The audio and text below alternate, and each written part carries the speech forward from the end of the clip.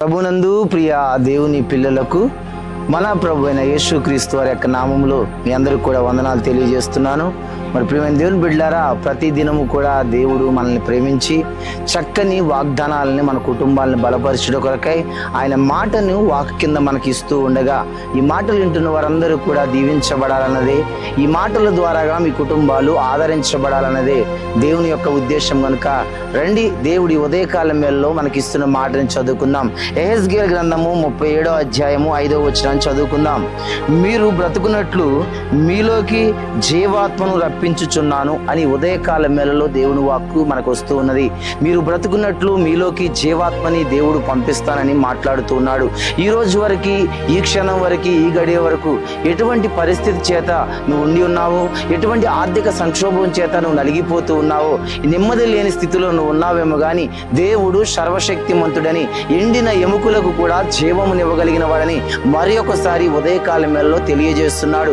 ఇజ్రాయేలీల ప్రజలు ఆ యొక్క లోయలో ఎండిపోయినప్పుడు మరణించి శవములన్నీ కూడా ఆ మాంసము లేకపోతే అంతా కూడా ఆ యొక్క శరీరం అంతా కూడా ఎండిపోయిన స్థితిలో ఉన్నప్పుడు దేవుని యొక్క సేవకుడితో దేవుడు మాట్లాడినప్పుడు దేవుని సేవకుడు వెళ్ళి అక్కడ ప్రార్థించగా అక్కడ దేవుని జీవాత్మ వారి మధ్యలోకి వచ్చి ఎండిన ఎముకలు, చింద్రవింద్రమైన ఎముకలు కూడా మాంసమును ధరించుకొని లేచి జీవమును నింపుకొని వచ్చినట్టుగా లేఖనం తెలియజేస్తూ ఉంది. ప్రియమైన దేవుని బిడ్డలారా, మరి అంతటి దేవుడు, ఎండిపోయిన ఎముకలకే జీవం ఇచ్చిన దేవుడు నీ జీవితంలో గొప్ప కార్యములు చేయలేడా?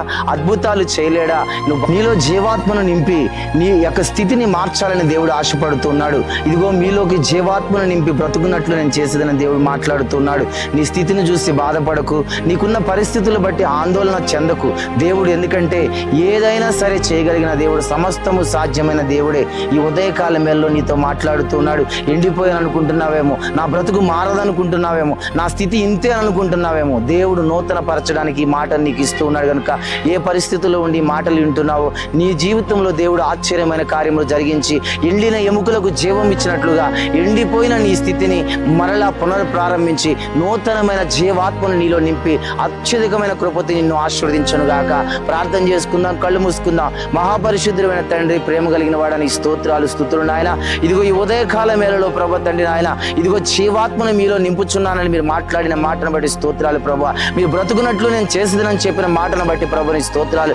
ఎంతమంది కుటుంబ సమస్యలతో తండ్రి, ఆర్థిక పరిస్థితులతో, అనారోగ్యాలతో, అప్పులు సమస్యతో, కుటుంబంలో నెమ్మది లేక, భార్య భర్తల మధ్య నాయన నెమ్మది లేక ఎంతమంది మాటలు వింటూ ఉన్నారో ప్రభు. ఎండిపోయిన స్థితిలో ఉన్న వారికి జీవమునిచ్చిన ఆయన నూతనమైన కార్యములు మీరు జరిగించమని ప్రార్థిస్తున్నా. వ్యవసాయాలు చేస్తున్నవారు, ఉద్యోగాలు చేస్తున్నవారు, వ్యాపారాలు చేస్తున్నవారు, పరిచయాలు చేస్తున్నవారు నాయన, ఎండిపోయిన స్థితిలో ఉన్న జీవితాలకి నాయన నూతనమైన జీవమును కలగచేసిన ఆయన ఈ మాటలు వింటూ ఉండగానే వారిలో అద్భుతమైన ఆశ్చర్యమైన కార్యములు జరిగించమని నజరేయుడైన యేసుక్రీస్తు నామములో ప్రార్థించి వేడుకొనుచున్నాము తండ్రి. ఆమేన్, ఆమేన్, ఆమేన్. My God bless you. దేవుడు మిమ్మల్ని అందరూ దీవించును గాక. ఈ రోజు పెళ్లి రోజు, పుట్టినరోజు జరుపుకున్న ప్రతి ఒక్కరికి కూడా దేవుని దీవెనలు నిండుగా తోడైండును గాక. ఆమేన్.